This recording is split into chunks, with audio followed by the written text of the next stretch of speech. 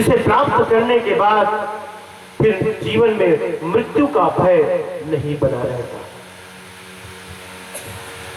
इस जगत में सबसे बड़ा यदि कोई भय है तो मृत्यु का भय सबसे बड़ा, सबसे बड़ा भय। क्यों है? उसका कारण है क्योंकि मृत्यु का मतलब है एक पूर्ण विराम। मृत्यु का मतलब है सब कुछ खत्म।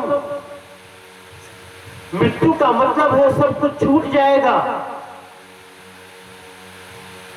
मृत्यु का मतलब है अब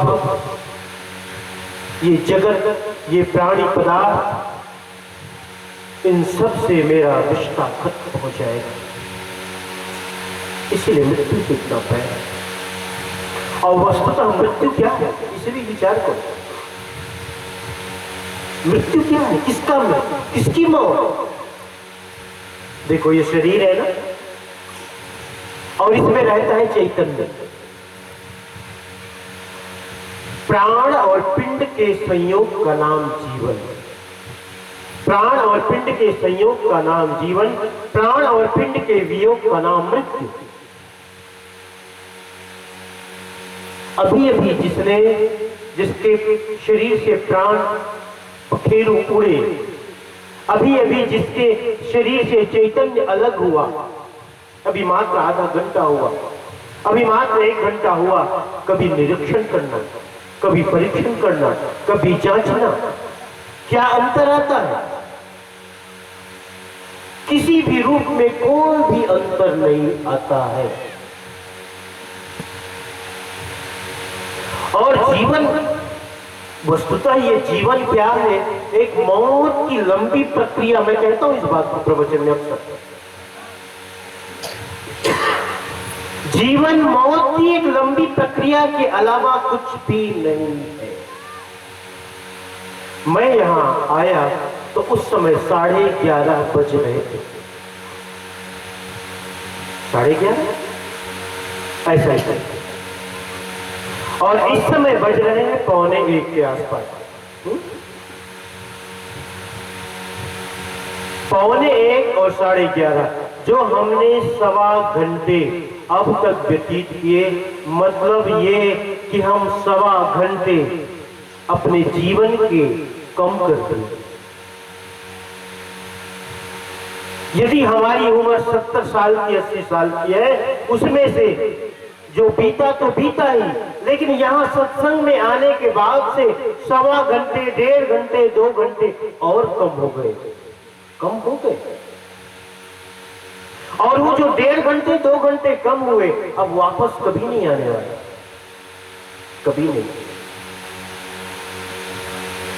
देखो, जो हमारे साथ हमेशा रहता है परिवार में ना, हर क्षण बदलता है शरीर, हर क्षण बदलता है। 7 साल में पूरा शरीर बदल जाते हैं। सारे सेल्स हैं, सारे प्रकोष्ठ सब नए हो जाते हैं, क्योंकि शरीर जो मृत है उसको फेंकता है। केस है, नाखून है, ये मृत है, इसको फेंकता है शरीर, ये बेकार का चीज है, इसको फेंको, प्यार करो। और ये भी सुनने में आया है कि आदमी मर जाता है तब भी अगर उसने सेविंग किया हुआ है तो दाढ़ी भी बढ़ती है, बाल भी बढ़ते हैं, नाखून भी बढ़ते हैं मरने के बाद, क्योंकि वो मृत वस्तु है। शरीर का जो मृत भाग है ये नाखून है, एक चेस्ट, इसलिए इसे काटो तो पीड़ा नहीं होती। 7 साल में पूरा शरीर बदल जाता है और 70 साल की उम्र में शरीर 10 बार पूर्णतः बदल जाता है। मृत्यु जीवन की एक लंबी प्रक्रिया है। इसे समझाने के लिए मैं अपने बचपन की एक घटना सुनाता हूं। बचपन में मैं बड़ा डरपोक था, वैसे अब भी डरपोक नहीं हूं ऐसा नहीं कहता, लेकिन बचपन में मैं बहुत डरपोक था। अब खास तौर से पटाखों से तो बहुत मुझे डर लगता था। मेरे भाई मेरे लिए पटाखे लाते थे दीपावली के लिए, मैं भाई से बोलता, भाई भैया मेरे लिए सिर्फ दनक्का लाते हुए ठीक नहीं है, थोड़ा एटम बम लाया करो। दनक्का फटाता हो तो कभी वो एटम बम ले आते थे तो मेरी हिम्मत नहीं होती थी वहां जाऊं और माचिस जलाऊं, उसे भागूं। लगता था कहीं जलाते जलाते फट गया तो क्या होगा। तो मैं जितनी बत्ती होती थी ना उससे बड़ी बत्ती बनाता था मैं, अखबार की। अखबार को ऐसे लपेट लेता था और उसकी बत्ती में लगाकर बहुत लंबी बत्ती बनाता, और बत्ती बनाने के बाद कागज से माचिस से जलाता और दरवाजे को बंद करके ऐसे फाट से देखता रहता था, अब फटेगा अब फटेगा। वो मुझे अनुभव है। तो अखबार जलता जलता जलता जाता, फिर बत्ती आती, वो भी जलती जलती जलती और एक बार की फट जाता। जो धमाका है वही तो मौत है, जो धमाका है वही मौत है, और जो बत्ती धीरे धीरे जल रही है वही जीवन, वही जीवन। तो जीवन क्या है? मरने की एक लंबी प्रक्रिया है। रोज मर रहे हैं, अभी एक क्षण पहले मर गए, अभी एक क्षण पहले, अभी मैं बता रहा था, पूरा हिसाब बता रहा था आपको कि आप 2 घंटे से यहां बैठे हो, अपनी उम्र के 2 घंटे कम कर दिए। और जब मैं बताया और अब तक जितने क्षण बीते वो भी हमारे जीवन से कम हो गए, जीवन से कम हो गए।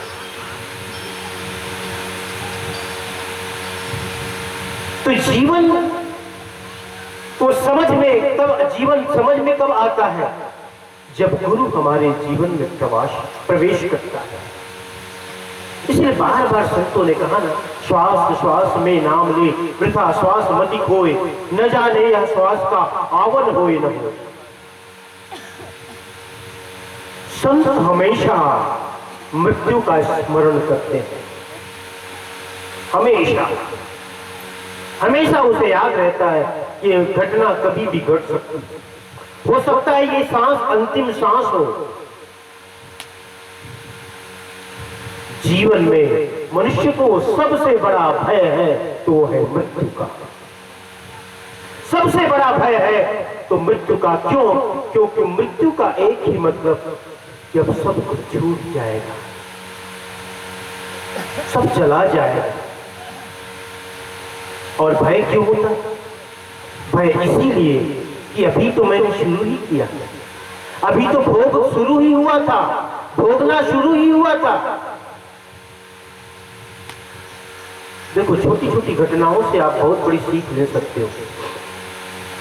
एक बार की बात है, मैं घर में देखा कि उसकी बहू खेत जा रही है। एक छोटा सा बच्चा है जो स्तनपान कर रहा है। माँ कहती, बेटा छोड़ो, खेत जाना है, देर हो रही है। लेकिन उस सीने से चिपका हुआ है। बहू अंत में अपनी सास से कहती है, माँ इसे ले लो ना, लो रखो इसको, मुझे जाना है, मजदूर काम कर रहे हैं, जल्दी से जाना है। अब उसकी सास आकर उस बच्चे को गोद लेती है, लेकिन वो बच्चा उतने ही जोर से माँ के सीने से और चिपक जाता है, और चिपक जाता है। उसकी सास उसे खींच दिया, बेटा आजा आजा आजा, अभी तो ये आ जाएगी, अभी तो आ जाएगी, बच जाएगी और आ जाएगी। लेकिन बच्चे को कहाँ समझ।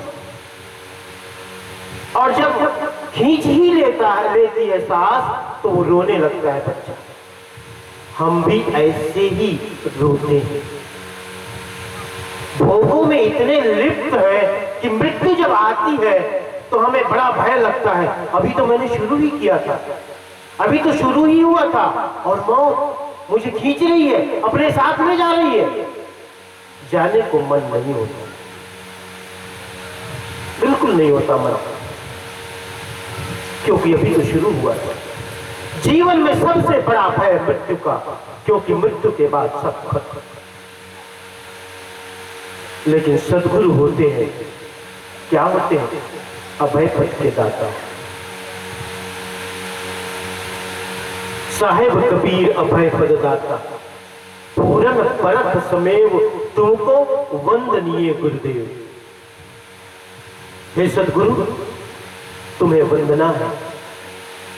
क्यों? क्योंकि तुम अभय पद के देने वाले। और अभय पद को देने वाले का मतलब कि गुरु ये बताता है बेटा कि मृत्यु किसकी होती है, इसे कुछ समझो। अभी मैंने बताया ना कि अभी भी जिसने शरीर छोड़ा है उसे जाना, उसके पास जाना और पास से देखना, क्या अंतर आता है? कुछ भी नहीं।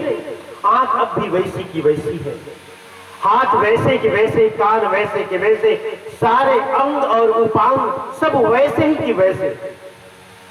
ऐसे लगता है जैसे कोई गहरी नींद में सो रहा है, कोई गहरी नींद में सोया है, बहुत गहरी नींद में, बहुत दिन से थका हुआ सो रहा है। उस लाश में अब क्या नहीं है? वह चैतन्य नहीं है। अब वो नहीं है जिसकी उपस्थिति से सारी इंद्रियां क्रियाशील हो जाती हैं। अब वो नहीं है जिसकी उपस्थिति से आंखें देखती है, कान श्रवण करते हैं, नाक सूंघती है और त्वचा स्पर्श करती है। अब वो नहीं है।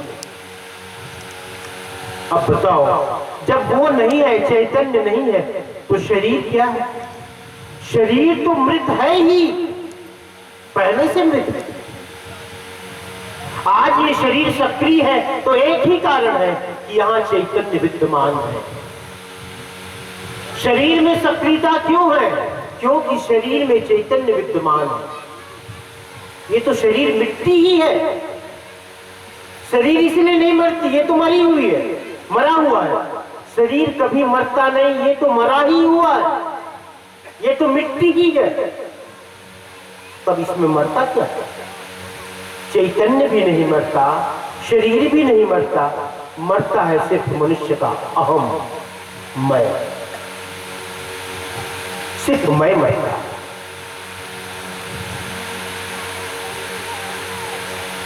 इसी को सद्गुरु समझाते हैं कि देखो, न शरीर मरता है, न तुम मरते। शरीर और तुम्हारे संयोग से, शरीर और तुम्हारे संयोग के कारण जो मैं का निर्माण होता है, जो मन है, वो मरता है। और मन ही मानता है कि मैं मर रहा हूं। मन ही मानता है, ये मन की मान्यता है कि मैं मरने वाला हूं, मैं मरता हूं। तुम कभी नहीं मरते। ये शरीर तो मात्र एक साधन है, शरीर तो मात्र एक सराय है। तुम पहली बार शरीर लेके आए ऐसा नहीं। इस साधन को तुमने कितनी बार बनाया, कितनी बार बनाया तुमने? पहले भी कितनी बार तुमने इसे साधन बनाया, और अब भी इसे तुम साधन बनाओगे जब तक इसमें कोई पूर्ण विराम नहीं लगेगा। और पूर्ण विराम लगाने वाला कोई व्यक्तित्व है इस जगत में, इस लोक में, तो एकमात्र गुरु है। एकमात्र गुरु जिसमें पूर्ण विराम लगा सकता है। सज्जनों, इसलिए बात को समझो। जिस दिन तुम्हारे जीवन में गुरु का प्रवेश होता है, जीवन बदल जाता है। हम बार बार कहते हैं ना तुम्हें, कल भी मैंने कहा था, शराब छोड़ो, मांस छोड़ो, मदिरा छोड़ो, तंबाकू छोड़ो, खैनी छोड़ो, अफीम छोड़ो, चरस छोड़ो। मैं तो ये कहूं, जिस क्षण उसका स्वाद तुम्हें लग जाए, बाकी कोई स्वाद तुम्हें अच्छा ही नहीं लगे। जिस क्षण गुरु से तुम्हारी मुलाकात हो जाए, बाकी सब तो अपने आप छूट जाएगा, छोड़ने की भी जरूरत नहीं, अपने आप छूट जाएगा। अब ऐसा होता है। देखो, अंगुलीमाल डाकू के जीवन को देखो। अंगुलीमाल डाकू एक पेड़ में बैठा है, पेड़ की डाल में। कथा मुझे बहुत मालूम नहीं, लेकिन उसका जो सार है वो मुझे मालूम है। मैंने सुना है कि उसे अंगुलियों की माला पहनने का कोई उसने संकल्प लिया था, व्रत लिया। और एक बड़े पेड़ की डाल पे बैठा होता, कोई राहगीर जाता, अचानक कूद जाता, पकड़ लेता, मार देता और उसकी उंगलियों की माला पहनता। आज उस रास्ते से बुद्ध जा रहा है। बुद्ध अर्थात गुरु, अर्थात सदगुरु, अर्थात जगा हुआ व्यक्तित्व, अर्थात जलती हुई ज्योत जो निर्धूम जल रही है, जो निष्कंप जल रही है। बुद्ध गुजरता है उस रास्ते से और अंगुलीमाल जो था उस पेड़ की डाल में बैठा अपनी तलवार उसके सामने फेंक देता है, सामने फेंकता है। जैसे कोई रास्ता चलता हुआ राहगीर अचानक तलवार उसके सामने गड़ जाए, नंगी तलवार अचानक सामने गड़ जाए, तो पैर तो ठिठक ही जाएंगे कि नहीं जाएंगे? अचानक बुद्ध ठिठक गया, रुक गया और उसने तलवार ही नहीं फेंकी, उसने कहा भी रुक जाओ, मैं कहता हूं रुक जाओ। बुद्ध ने एक बड़ी ऊंची बात कही, बहुत ऊंची बात। बुद्ध ने कहा अरे मैं तो रुक गया, तुम कब रुकोगे? कितनी ऊंची बात। मैं तो रुक गया लेकिन तुम कब रुकोगे? यही एक बात उसके जीवन में परिवर्तन ला दिया कि मैं तो रुक गया, तुम कब रुकोगे? फिर नीचे उतरता है। नीचे उतरने के बाद बुद्ध ने पूछा अच्छा एक बात बताओ, तुम सबको मारती हो, ये अच्छा कार्य नहीं? किसी की जान लेना, किसी का वध करना, ये अच्छी बात नहीं है क्या? क्यों? मैं तुम्हें समझाता हूं। उसने कहा ऐसा करो, ये पेड़ की डाल है, उसे तुम काट सकते हो। उसने कहा ये कौन सी बड़ी बात है, ये तो भाई